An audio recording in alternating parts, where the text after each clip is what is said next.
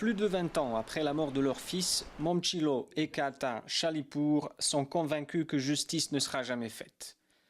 À 26 ans, Predrag avait rejoint une unité de la défense de Sarajevo, encerclée pendant près de 4 ans par les forces serbes de Bosnie. Son père a retrouvé ses restes 14 ans après sa disparition. Il fait partie des Serbes de Sarajevo assassinés, victimes oubliées de la guerre en Bosnie. Les autorités avaient l'intention de cacher ce qui s'est passé. Mais grâce à Dieu, la vérité est sortie. Beaucoup de gens m'ont contacté. Des gens qui savaient qu'il avait été amené à Kazani et tué là-bas. La fosse de Kazani se trouve sur les hauteurs de la ville. Predrag, comme de nombreux autres Serbes, y a été jeté par la bande de Tsato, un commandant de l'armée de défense bosnienne devenu truand. Pour la première fois depuis ces crimes, un leader politique des musulmans de Bosnie a rendu hommage à ses victimes. C'est un geste individuel, un sentiment de dette que je portais en moi depuis un moment. J'espère qu'il pourra inspirer d'autres à faire quelque chose de similaire.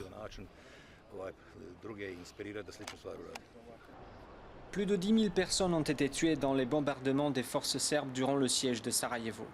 Mais des dizaines, voire des centaines de Serbes ont aussi été victimes de soldats dévoyés de la défense. Cet ancien général, un Serbe engagé lui aussi dans l'armée bosnienne, avait averti à plusieurs reprises les autorités. On savait ce qui se passait à Sarajevo, aussi bien en 1992 qu'en 1993. Mais même une fois qu'on a mis fin aux exactions de Tsato, les choses ont continué. Les crimes contre les habitants serbes de Sarajevo ne sont un secret pour personne.